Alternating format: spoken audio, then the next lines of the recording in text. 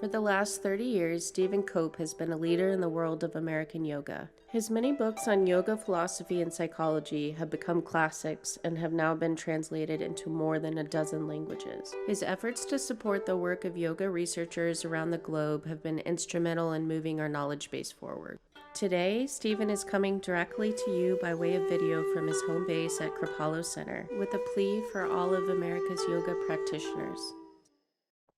Recently, Bill Clinton issued a letter to his friends and followers. "The world is on fire," he said. And this cry was picked up almost immediately by the Secretary General of the United Nations. The world is on fire, and you and I know that it's true. For starters, the world is literally on fire with climate change, but there's so much more. In addition to that, the stunning rise of autocracy across the globe. Putin's Hitler-inspired land grab in Ukraine, the demise of truth just about everywhere, a global pandemic, and on and on.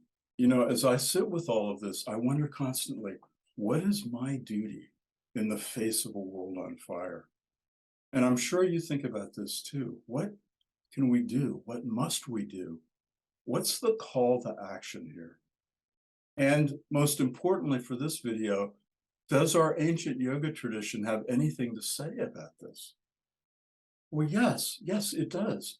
One of the most important scriptures of the yoga tradition speaks directly to this situation.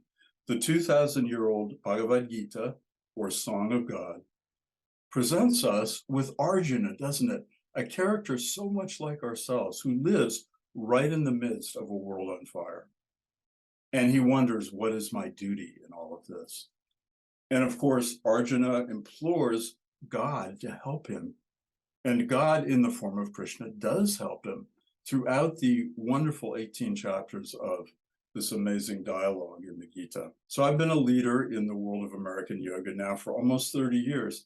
And I'm imploring us as a yoga community to pay close attention to Krishna and Arjuna's advice at this time. How can we act now, both for the good of our own souls and for the common good?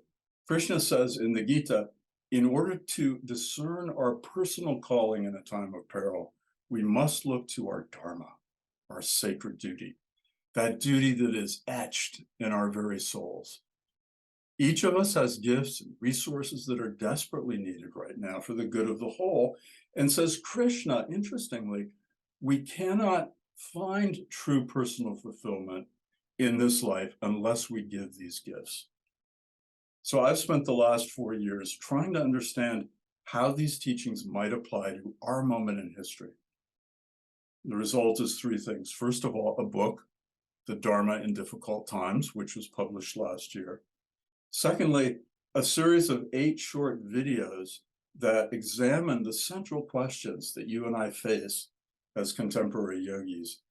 And finally, a study guide to help us engage these questions. So I hope that every yoga studio in America, no matter how big or small, will set about looking at this question of sacred duty so we can unify our voices and contribute for the good of all beings. So thank you, dear yogis, and a deep bow of gratitude. I speak to you today from my wonderful yoga community at Kripalu Center. And so I'll end with our community's ancient salutation, Jai Bhagwan. I honor the light within you.